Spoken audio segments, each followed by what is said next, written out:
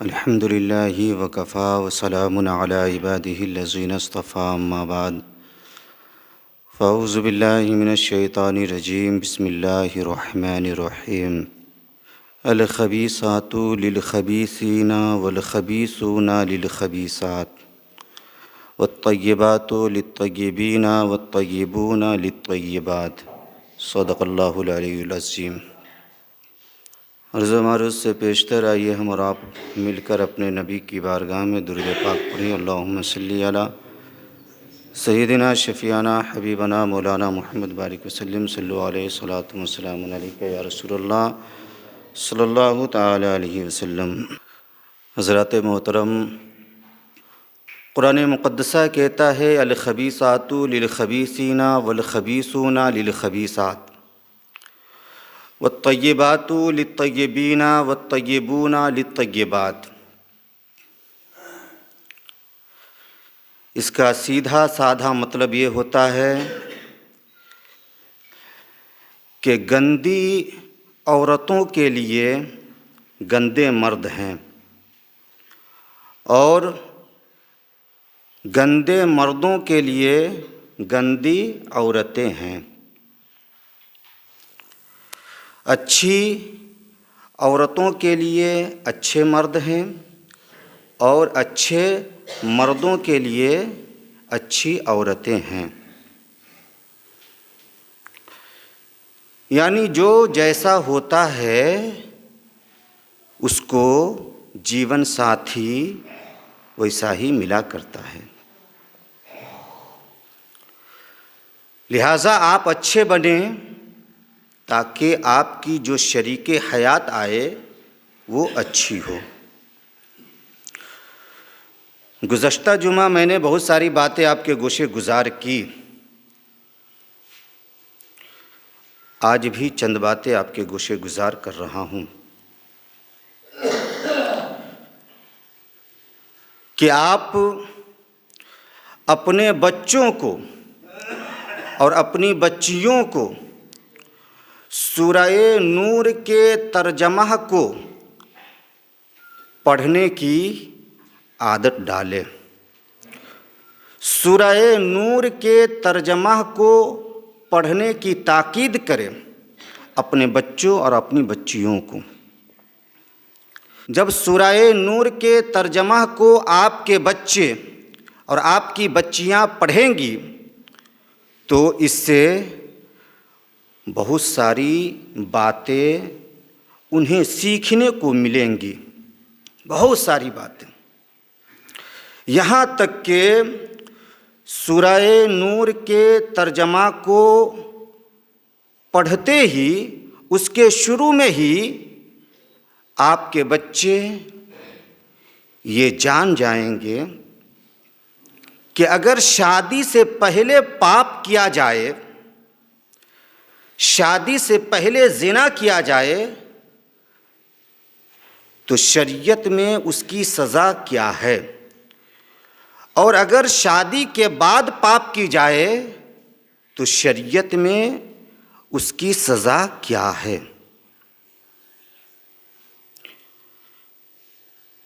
جب آپ کے بچے آپ کی بچیاں اسے پڑھیں گے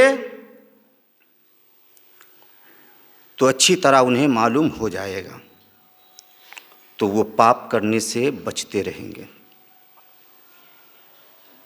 لہٰذا سورہ نور جو 18ویں پارے کے اندر ہے، اس کا ترجمہ آپ خود بھی پڑھیں اور اپنے بچوں اور اپنی بچیوں کو بھی کہے کہ وہ پڑھیں یا انہیں پڑھ کر سنایا جائے۔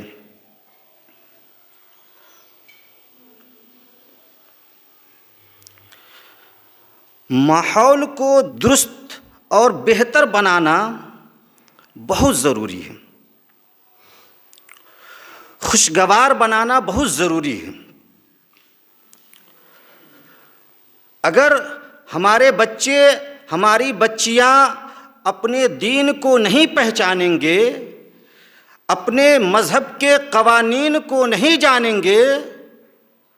تو وہ پاپ کو بھی ثواب سمجھنے لگیں گے۔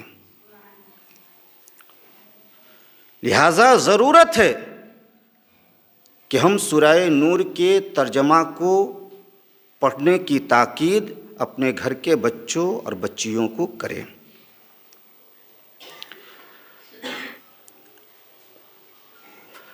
اور اگر گھر میں بچیاں جوان ہو تو جو قریبی رشتہ دار کے بچے ہیں ان پر زیادہ غور رکھا کرے، غور کیا کرے، جیسے خالہ کا بیٹا ہو گیا، پھوپھی کا بیٹا ہو گیا، بھائی کا بیٹا ہو گیا، ان سبوں پر گہرائی کے ساتھ غور رکھا کرے، غور کیا کرے، کیونکہ یہ گھر کے بچے ہیں، لیکن یہ محرم نہیں ہے، غیر محرم ہے، اس سے نکاح ہو سکتا ہے، لہٰذا یہ کوئی کانڈ گھر میں کر سکتا ہے۔ اور ساتھ میں جب بچے بڑے ہونے لگے، عقل مند ہونے لگے، تو ان کا بستر بھی الگ کر دیا جائے۔ روم الگ کرنا یہ کوئی ضروری نہیں ہے، اتنا روم ہر انسان کے پاس ہوتا بھی نہیں کہ جتنے بچے ان کے لیے الگ الگ روم کا انتظام کیا جائے، سارے انسانوں کے پاس اتنا سادھن نہیں ہے، لیکن ہم بستر الگ کر سکتے ہیں۔ کب؟ جب بچہ 10 برس کا ہو جائے یا بچہ عقل مند ہو جائے، تب۔ بچی 10 برس کی ہو جائے تو باپ کو چاہیے کہ بچی کا بستر الگ کر دے، بچی کے ساتھ وہ باپ نہ سوئے۔ اور جب بچہ 10 برس کا ہو جائے تو ماں کو چاہیے کہ بچہ کا بستر الگ کر دے، ماں کے ساتھ وہ بچہ نہ سوئے۔ اسی طرح بھائی بہن کے ساتھ بھی، اگر یہ دونوں بڑے ہو جائے یا 10 سال کے ہو جائے یا عقل مند ہو جائے تو ان دونوں کا بستر بھی الگ کر دینا چاہیے، اس سے ماحول جو ہے بہتر بنے گا۔ اور جب بچے عقل مند ہونے لگے تو ماؤں کو چاہیے کہ اس کے سامنے کپڑے چینج نہ کریں، باپ کو بھی چاہیے کہ چھوٹے کپڑے میں نہ رہیں، بچوں پر برا اثر پڑتا ہے۔ اور جو گھٹنا کھول کر نہاتے ہیں، جو مسلمان چھوٹا سا کپڑا پہن کر صرف شرمگاہ کو چھپانے کی جگہ پہ کپڑا پہنتے ہیں، جسے انڈر ویئر کہا جاتا ہے، اور کھلم کھلا نہاتے ہیں، پردے میں آپ کیسے بھی نہا سکتے ہیں، روم میں نہا رہے ہیں، غسل خانہ میں نہا رہے ہیں، گیٹ لاک ہے، آپ کیسے بھی نہا سکتے ہیں، فرق نہیں پڑتا، کوئی دیکھنے والا وہاں پر انسان موجود نہیں ہے۔ لیکن اگر آپ کھلے میں نہا رہے ہیں تو گھٹنا کھلنا نہیں چاہیے، ناف سے لے کر گھٹنے تک یہ جو حصہ ہے یہ سب کا سب چھپا رہنا چاہیے۔ مسلمان ہیں تو ہم سب کو یہ جاننا ضروری ہے کہ ناف سے لے کر گھٹنے تک کا چھپانا مردوں کے لیے فرض ہے، لہٰذا وہ چھوٹا کپڑا میں جو کچھ لوگ نہاتے ہیں یا کچھ لوگ ایسے ہی گھومتے رہتے گھٹنا کھول کے، وہ لوگ شریعت کو جانیں، شریعت کے احکام کو جانیں یا پھر دل سے مانے اگر ہے وہ مسلمان تو، اگر مسلمان نہیں ہے تو کوئی فرق نہیں پڑتا۔ لہٰذا ہم اپنے بچوں کو اچھی تربیت دیں، اچھی تعلیم سکھائے، اسے اچھا بنائے۔ جب بچے ہوش مند ہونے لگے، عقل مند ہونے لگے تو اس کے سامنے ماں باپ کو چاہیے کہ گندا ویڈیو نہ دیکھے، یا اگر ٹی وی وغیرہ دیکھ رہے ہیں تو پرہیز کرنے کی کوشش کریں، کیونکہ اگر آپ کھلم کھلا دیکھیں گے تو آپ کے بچے بھی آپ کے سامنے دیکھا کریں گے، لہٰذا کوشش کریں ایسے کاموں سے بچنے کی۔ اور ایک بات یہ بھی آپ کے گوشے گزار کر دوں کہ مذہب اسلام میں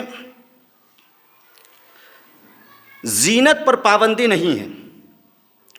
عورتوں کے سجنے سنورنے پر پابندی نہیں ہے، عورتوں کو خوشبو لگانے یا مہندی لگانے پر پابندی نہیں ہے، پابندی اس بات پر ہے کہ یہ زینت دوسرے کے لیے نہ کرے، یہ خوشبو دوسرے کے لیے نہ لگائے، یہ مہندی دوسرے کے لیے نہ لگائے، یہ نیا کپڑا دوسرے کے لیے نہیں پہنے، بلکہ یہ پہنے یا زینت کرے تو اپنے شوہر کے لیے کرے، یہ نیا کپڑا پہنے تو اپنے شوہر کے لیے پہنے، یہ خوشبو لگائے تو اپنے شوہر کے لیے لگائے۔ لہٰذا عورتوں کو چاہیے کہ اپنے شوہر کے لیے، عورتوں کو چاہیے کہ اپنے شوہر کے لیے وہ بنے، سورے، زینت کرے۔ اگر وہ گندی رہیں گی، گندے لباس میں رہیں گی، اپنے شوہر کے لیے سجے گی نہیں، زینت نہیں کرے گی، مارکیٹ جائے گی تو سجے گی، ڈاکٹرز کے یہاں جائے گی تو سجے گی، دکان پر جائے گی تو اچھا کپڑا پہن کر جائے گی، اور اپنے شوہر کے لیے گندا کپڑا پہن کے گھر میں رہے گی، تو ہو سکتا ہے آپ کا شوہر آپ کے اوپر سے دھیان ہٹا دے اور کسی پرائی عورت کی طرف دھیان لگانے لگے۔ لہٰذا مسلمان کی عورتوں کو چاہیے کہ وہ اپنے شوہر کے لیے اچھا کپڑا بھی پہنے، زینت بھی کرے، خوشبو بھی لگائے، مہندی بھی لگائے، ہر طریقے سے سجے سورے، تاکہ اس کے شوہر کا دھیان کسی پرائی عورت کی طرف نہ جائے، اس کے شوہر کا دھیان کسی پرائی عورت کی طرف نہ جائے، اور اس کا شوہر اس کی طرف دل لگاتا رہے، اس سے محبت کرتا رہے۔ لہذا ماحول میں یہ سب لانے کی ضرورت ہے۔ شوہر تھکا ماندہ آتا ہے، بیویاں اوپر سے سناتی ہے، تو ظاہر سی بات ہے اس کا دل دکھتا ہے۔ آپ دیکھیں حضرت ام سلیم رضی اللہ تعالی عنہ ہے، حضرت ابو طلحہ رضی اللہ تعالی عنہ باہر گئے ہیں مزدوری کرنے کو، روزی کمانے کو گئے ہوئے ہیں، ادھر بیٹا گھر میں انتقال کر گیا، لاش کو کوٹھری میں رکھ دیا اور اپنے شوہر کے لیے سج کر سنور کر کھانا بنانے لگی۔ شوہر آیا گھر میں تو مسکرا کر اس کا استقبال کیا، اپنے پڑوس کی عورتوں سے کہا کہ تم میرے خاوند سے، میرے شوہر سے یہ نہ کہنا کہ تیرا بیٹا مر گیا ہے، کیونکہ میرا شوہر مزدوری کرنے کو گیا ہے، روزی کمانے گیا ہے، وہ تھکا ماندہ آئے گا، یہ غم کی خبر سنے گا تو وہ چکنا چور ہو جائے گا، صدمے سے نڈھال ہو جائے گا، لہٰذا تم مت کہنا ایسا۔ تو حضرت ام سلیم جو سجی وہ کسی اور کے لیے نہیں، ان کے پاس بھی دل تھا، بیٹا کے مرنے کا درد تھا،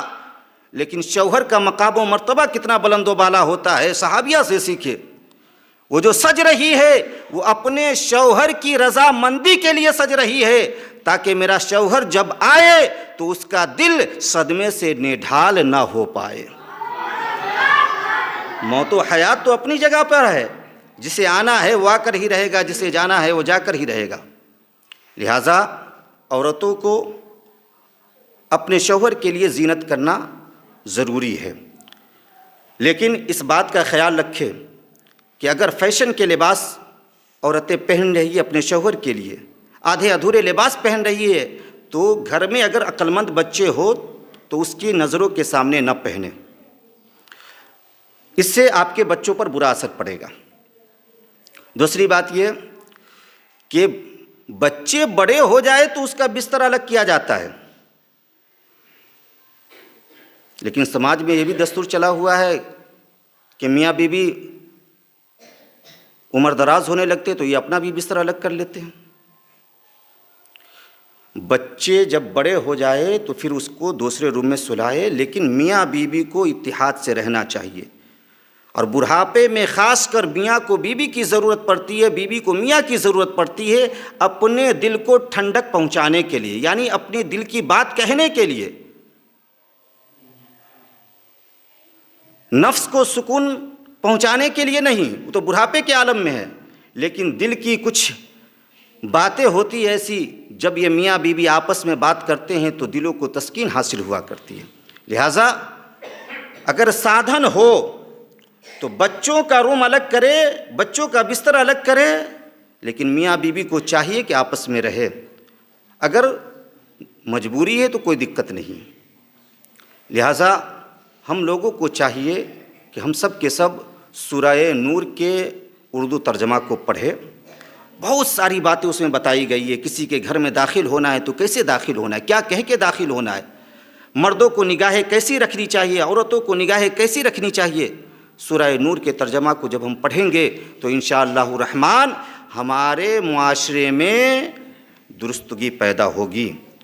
اونچ نیچ کی پہچان پیدا ہوگی، اور ہمارے معاشرے سے برائیاں دور ہوتی ہوئی نظر آئے گی۔ رب قدیر ہم سبوں کو شریعت کے بتائے ہوئے قوانین پر عمل پیرا ہونے کی توفیق عطا فرمائے۔ جو باتیں میں نے کہی یہ اسلامی باتیں ہیں، آپ شرماتے رہے، نہ ہم سے پوچھیں نہ ہم آپ کو بتائیں، گناہ پہ گناہ کرتے جائیں تو اس سے کیا مذہب اسلام کا نام روشن ہوگا؟ ہم نہ بتائیں گے تو کون بتائے گا؟ جب قرآن کھلم کھلا بتا رہا ہے، حدیث مقدسہ کھلم کھلا بتا رہی ہے، تو ہم نہ بتائیں گے تو کون بتائے گا؟ لہٰذا سیکھنا ضروری ہے۔ آخری بات یہ کہ شب برات آنے والی ہے، وہ جمعہ کی شب پڑے گی، یعنی جمعرات کا دن گزار کر جو رات آئے گی وہ شب برات کی رات ہوگی۔ شب برات کی بہت بڑی فضیلتیں ہیں، لہٰذا اس رات میں ہم اچھا کام کریں۔ ایک منٹ میں یہ سمجھے کہ اس رات میں کیا کیا کرنا چاہیے۔ جب شب برات آئے تو غروب آفتاب کے وقت 40 مرتبہ لا حول ولا قوت الا باللہ العلی العظیم پڑھنا چاہیے۔ مغرب کے بعد یا رات میں غسل کرنا چاہیے، اچھے کپڑا پہننا چاہیے، آنکھوں میں سرما لگانا چاہیے، مسواک کرنا چاہیے، خوشبو لگانا چاہیے، فاتحہ دلانا چاہیے، صدقات و خیرات کرنا چاہیے، اور اپنے مردوں کی مغفرت کے لیے دعا بھی کرنا چاہیے، اور زندوں کی بھلائی کے لیے، صحت مندی کے لیے بھی دعا کرنی چاہیے۔ ساتھ میں نماز تہجد بھی پڑھنا چاہیے، صلاۃ التسبیح بھی پڑھنا چاہیے، استغفار بھی پڑھنا چاہیے، درود شریف بھی کثرت کے ساتھ پڑھنا چاہیے، اور خصوصی طور پر سورہ یاسین شریف کی تلاوت کرنی چاہیے۔ اگر آپ ایسا کریں گے تو یقین جانیے یہ کام آپ کے سال بھر کے بہتری کا ضامن بنتا ہوا نظر آئے گا۔ سبحان اللہ، ان کاموں کے ذریعے آپ کا سال بہتر بنتا ہوا نظر آئے گا۔ اس رات میں نہ کرے تو یہ کام نہ کرے، یعنی آتش بازی نہ کرے، کھیل کود کر رات نہ گزارے، چائے پیتے پیتے رات نہ گزارے، گپ شپ کرتے ہوئے رات نہ گزارے، گاڑیوں کی ریس لگاتے ہوئے رات نہ گزارے، برائی کرتے ہوئے رات نہ گزارے، غیبت چگلی وغیرہ کرتے ہوئے رات نہ گزارے۔ اگر برے کام کرتے ہوئے رات گزاریں گے تو آپ جانیں کہ یہ ایسے کام ہیں جس سے اللہ اس کے رسول ناراض ہوتے ہیں۔ پھر ایسے کاموں کے کرنے سے آپ کو فائدہ نہیں ہوگا بلکہ آپ کو نقصان ہوگا۔ لہٰذا اس رات میں آپ عبادت کریں اور دن آئے تو روزہ بھی رکھے۔ اللہ تعالی ہم سبوں کو شب برات میں، ماہ شعبان میں اور ہر مہینے میں زیادہ سے زیادہ اعمال صالح کرنے کی توفیق عطا فرمائے۔ وآخر دعوانا ان الحمد للہ رب العالمین۔ السلام علیکم۔